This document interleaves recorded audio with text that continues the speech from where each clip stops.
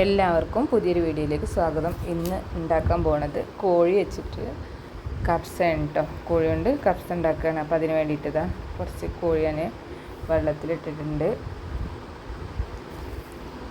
ഇത് 2-3 വിധം എന്താണെന്ന് വിചാരിക്കേണ്ടത്. കുറച്ച് ഫ്രിഡ്ജിലില്ലത് ഇങ്ങനെ വെള്ളത്തിലിട്ടേക്കാണ് കേട്ടോ. ആദ്യമൊക്കെ നമ്മൾ എപ്പോഴും കപ്സെല്ലാം ഉണ്ടായിരുന്നു. ഇപ്പോൾ പിന്നെ മന്തി പല ചോറും ഉണ്ടാവില്ലേ, ആദ്യമൊക്കെ വേറൊരു കപ്സൽ ഉണ്ടായിരുന്നു. അപ്പം നമ്മളത് മറക്കാൻ പറ്റില്ലല്ലോ. അതിന് വേണ്ടിയിട്ട് ഇതാ അതിക്കുള്ള സത്തൊന്ന് റെഡിയാക്കി ആണ്. കുറച്ച് മല്ലിയിലയും വെളുത്തുള്ളിയും തക്കാളി, പിന്നെ ജീരകം ഉണ്ടല്ലോ, ചെറിയ ജീരകം, അതും കൂടി ചേർക്കുക. പിന്നെ പച്ചമുളക് വേണമെങ്കിൽ, എരിവ് വേണമെങ്കിൽ കുരുമുളകൊക്കെ നമ്മൾ ചേർക്കണമല്ലേ. അപ്പോൾ എരിവ് വേണമെന്നുള്ളവർക്ക് പച്ചമുളക് കൂടി ചേർത്ത് കൊടുക്കുക കേട്ടോ.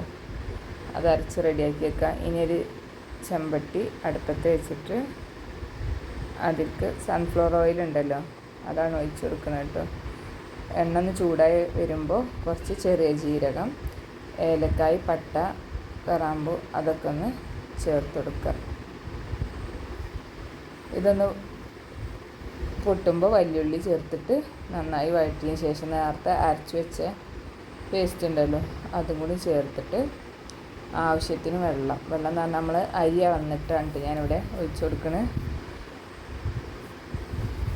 അങ്ങനെ വെള്ളം ഒഴിച്ചിട്ട് തിളക്കുമ്പോൾ ചിക്കൻ ഒന്നായിക്ക് ഇട്ട് കൊടുക്കുകയാണ്. ഇനി ഇതിക്ക് 4 മാഗി ക്യൂബ് പിന്നെ നമ്മൾ എത്ര അരി എടുക്കണമെന്ന് വെച്ചാൽ അത്ര ഇട്ട് കൊടുക്കുക. എന്നിട്ട് അരി കുതിർത്തി വെച്ചിരുന്നു അതും കൂടി ചേർത്ത് കൊടുക്കുകയാണ്. ഇനി ഇതിക്ക് ഉണക്ക നാരങ്ങ, പച്ചമല്ലി, പിന്നെ കുറച്ച് കുരുമുളകും കൂടി ചേർത്ത് കൊടുക്കുന്നുണ്ട്. പിന്നെ കുറച്ച് കപ്സ മസാല. അങ്ങനെ ഞാൻ അത് ഒന്ന് വറ്റിയതിന് ശേഷം വേറെ പാത്രത്തേക്ക് മാറ്റിയതാണ് ഇട്ടത്. ചെമ്പട്ടിയിൽ പാത്രത്തേക്ക് മാറ്റിയതാണ്. അപ്പോൾ അടിപൊളി കപ്സ റെഡി ആയിട്ടുണ്ട്. വീഡിയോ ഇഷ്ടപ്പെട്ട ലൈക്ക് ചെയ്യാനും ആദ്യമായിട്ട് കാണുന്നവരാണെന്ന് സബ്സ്ക്രൈബ് ചെയ്ത് സപ്പോർട്ട് ചെയ്യാനും മറക്കണ്ട കേട്ടോ.